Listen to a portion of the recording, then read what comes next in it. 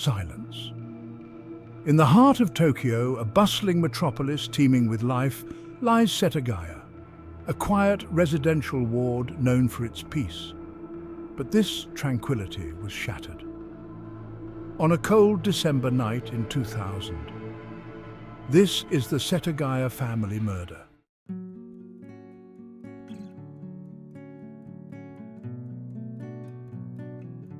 Meet the Miyazawas. Mikio, the father, a hard-working businessman. Yasuko, the loving mother, devoted to her family. Nina, the bright, cheerful daughter, full of life at 8 years old.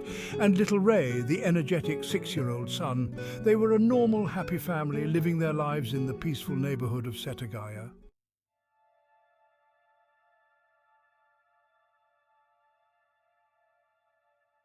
December 30th, 2000.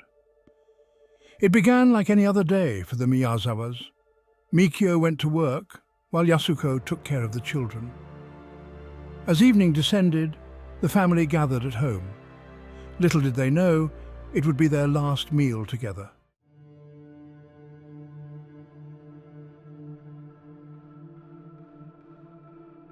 Unbeknownst to the Miyazawa family, a predator was stalking them. Under the cover of darkness, the intruder made their way into the Miyazawa home. They left behind a trail of terror. Bloodstains marked the path of their rampage. The family's peaceful night was shattered, replaced by unimaginable horror.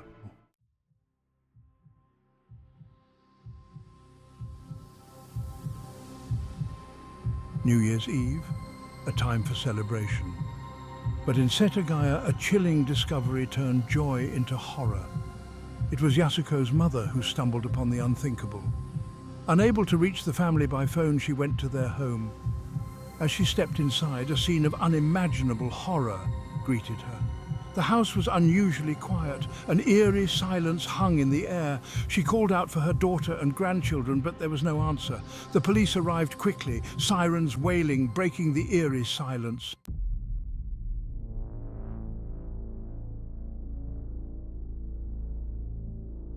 As investigators swarmed the Miyazawa home, the full extent of the horror began to unfold. Mikio was found in the living room, stabbed multiple times. Yasuko and Nina were discovered in the upstairs study, both victims of the same brutal violence. Little Ray, just 6 years old, was found in his bedroom, suffocated in his own bed. The killer had left behind a trail of destruction, but also a baffling array of clues. Blood-stained clothing, a bloody knife from the kitchen, and a strange assortment of items were scattered throughout the house. The crime scene was a macabre puzzle box, filled with pieces that didn't quite fit.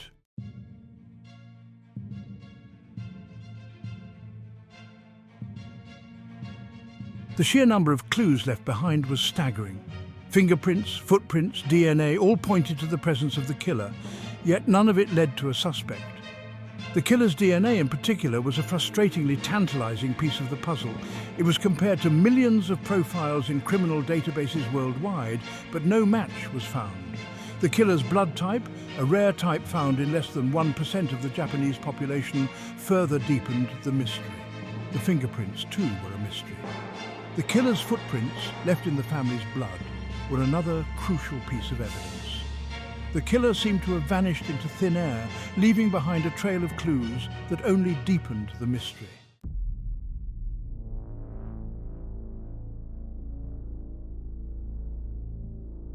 Despite the abundance of evidence, the killer's identity remained a mystery. Witnesses reported seeing a suspicious man in the vicinity of the Miyazawa home around the time of the murders. Grainy CCTV footage from a nearby convenience store captured a shadowy figure matching the witness descriptions. The footage, however, was not clear enough to provide a positive identification. The police released a composite sketch based on witness accounts, but it failed to elicit any credible leads. The investigation, despite its extensive nature, seemed to hit one dead end after another. The Setagaya family murders became one of Japan's most infamous unsolved cases.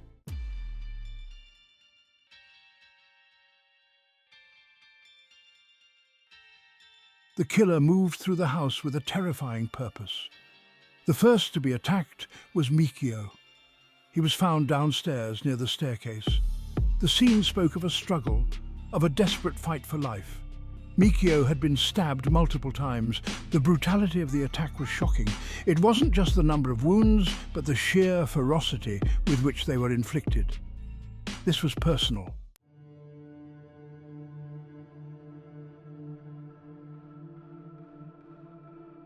Upstairs, a scene of unimaginable horror awaited the investigators. Yasuko and Nina were found in the study. Yasuko's body lay protectively over Nina's. She had fought back, her wounds a testament to her desperate attempt to shield her child. Nina, the bright and cheerful 8-year-old, had also been stabbed multiple times. The killer had shown no mercy, not even to a child.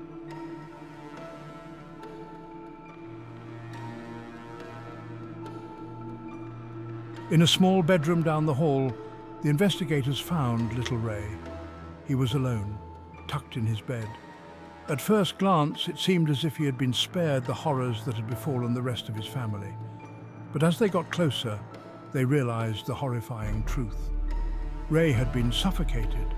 The killer had no boundaries, no limits to their depravity.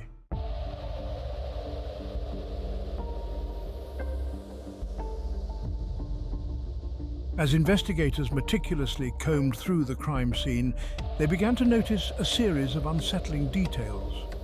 There was a half-eaten meal on the table, suggesting the killer had taken their time. They had used the family's bathroom, leaving behind traces of blood. The killer had also used the family computer, even accessing the internet. Each detail, each seemingly insignificant clue, only deepened the mystery surrounding the Setagaya family murders.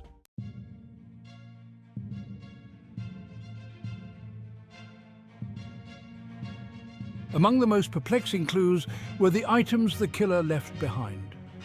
The white baseball cap, found discarded near the front door, was a tangible link to the perpetrator. Forensic analysis revealed traces of hair and skin cells, offering investigators a glimpse into the killer's physical profile. But the DNA, while providing a genetic fingerprint, yielded no match in any criminal database. A handkerchief embroidered with a unique design lay near the kitchen sink.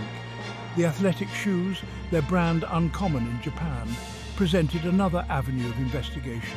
Yet the killer remained a phantom, their presence marked by these discarded items, their identity as elusive as smoke.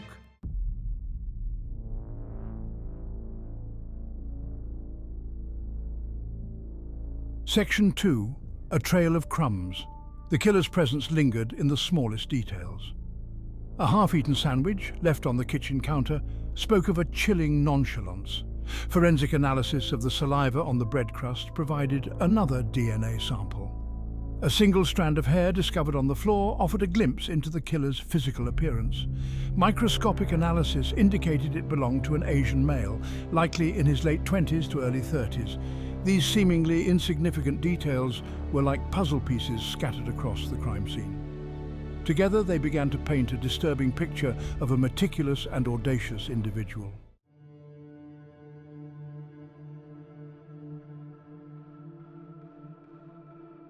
Section 3.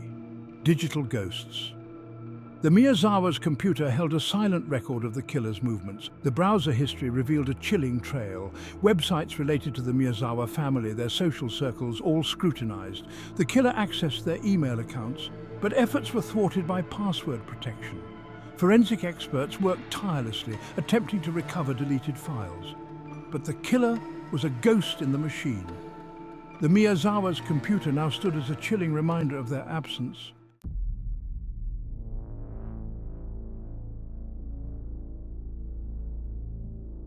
Section 4. The investigation deepens. The investigation, sprawling and complex, extended far beyond the walls of the Miyazawa home.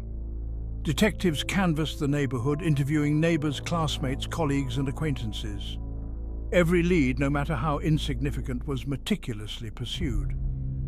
Witnesses recalled seeing a stranger in the area, a man who didn't quite belong. His descriptions varied, but a few details remained consistent. A man of average height, athletic build, wearing a light-colored jacket and a baseball cap. Was this the killer, or was it a red herring? a phantom conjured by the collective fear that had gripped the community. The police, determined to bring the perpetrator to justice, established a dedicated task force. The case, with its baffling lack of motive and the sheer brutality of the crime, had shaken even the most seasoned investigators. They worked tirelessly, driven by a shared sense of duty, a commitment to finding answers, to bringing closure to a grieving family and a terrified community. As weeks turned into months, the case remained unsolved. The Setagaya family murders became a chilling reminder of the darkness that could lurk beneath the surface of even the most peaceful of societies, a haunting testament to the fragility of life and the enduring power of mystery.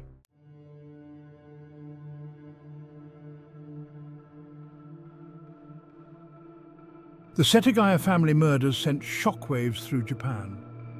This wasn't just a local crime, it was a national tragedy. The brutality, the mystery, the sheer audacity of it all captivated the nation. Newspapers ran daily updates, their front pages dominated by grainy images of the crime scene and the faces of the victims. Television programs dedicated hours to the case, dissecting every detail, analysing every clue. Experts and armchair detectives alike offered their theories, speculating on the killer's motive, their profile, their whereabouts. The case became a shared obsession, a morbid fascination that gripped the nation. Public notice boards plastered with composite sketches of the suspect became gathering points. People would stop, stare, and whisper, their faces etched with a mix of fear and morbid curiosity. The Setagaya family murders had become a chilling reminder of the darkness that could lurk beneath the surface of their seemingly safe and orderly society. The Miyazawa family home, once a symbol of ordinary life, was transformed into a makeshift memorial. Strangers, united by grief and a shared sense of loss, would leave flowers, letters, and mementos, their silent tributes a testament to the enduring impact of the tragedy.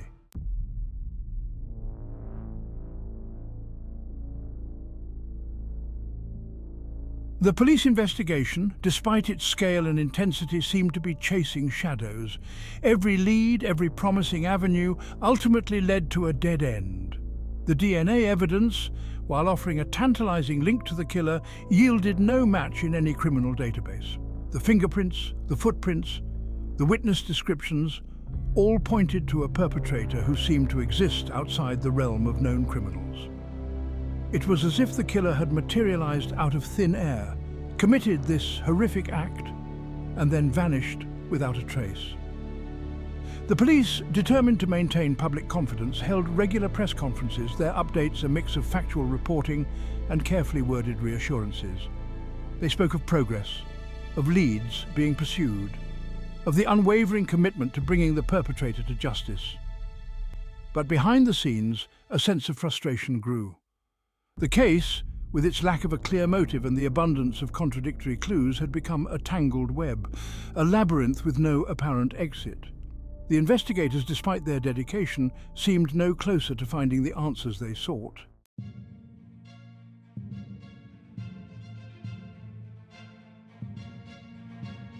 As months turned into years, the lack of progress in the investigation began to take its toll.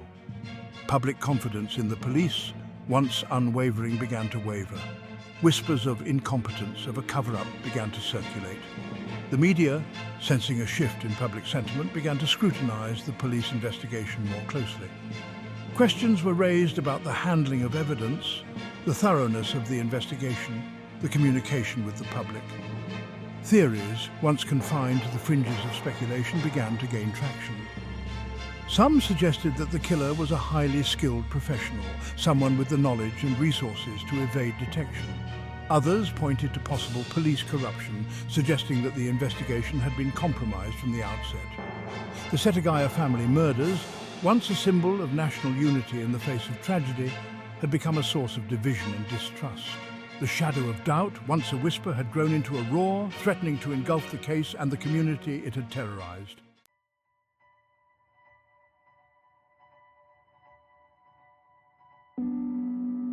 Years have passed since that fateful December night. The Miyazawa family home, once a crime scene, stands empty. a silent monument to a tragedy that continues to haunt the nation.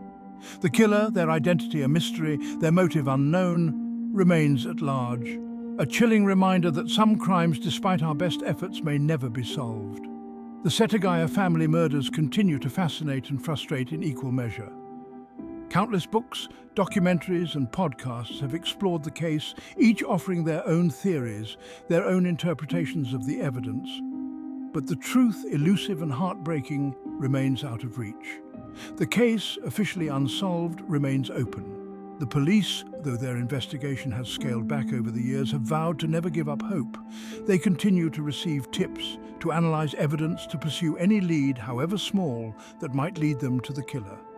The Setagaya family murders stand as a stark reminder of the fragility of life, the randomness of violence, and the enduring power of mystery. They challenge our assumptions about safety and justice, leaving us with more questions than answers. And in the shadows of those unanswered questions, the memory of the Miyazawa family lives on, a haunting reminder of a crime that time may never fully erase.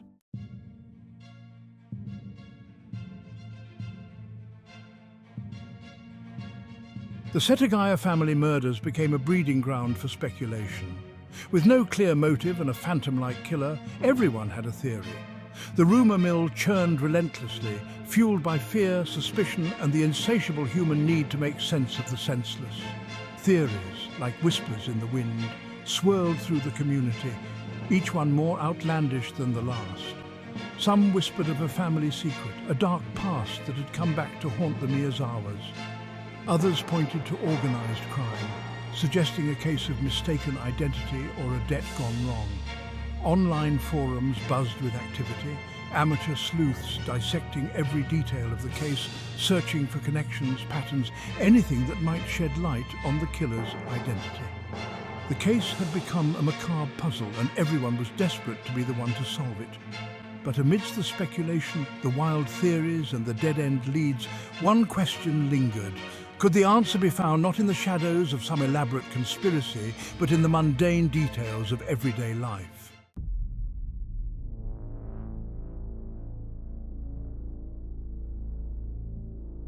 One theory that gained significant traction was the involvement of a foreigner. The killer's unusual blood type, rare among the Japanese population, fueled this speculation. Some theorized that the killer might be a soldier stationed at one of the nearby US military bases, others a transient worker or a tourist who had vanished into the anonymity of the city. Grainy security camera footage capturing a man with Western features near the Miyazawa home around the time of the murders added fuel to the fire. The image, though inconclusive, became a symbol of the foreign suspect, a shadowy figure embodying the fears and anxieties of a nation grappling with an unprecedented crime. The police, under immense pressure to solve the case, pursued this theory aggressively. They interviewed hundreds of foreigners living in and around Tokyo, checked immigration records, and even sought assistance from international law enforcement agencies. But the trail, like so many others, eventually went cold. The foreigner theory, while plausible on the surface, ultimately raised more questions than it answered. Could a foreigner, unfamiliar with the neighborhood and the family, have committed such a meticulously planned and executed crime? Or was this a case of xenophobia, a convenient scapegoat for a crime that defied easy explanation?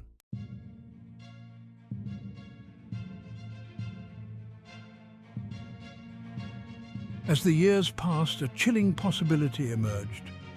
What if the killer was someone the Miyazawas knew? Someone who understood their routines, who knew the layout of their home?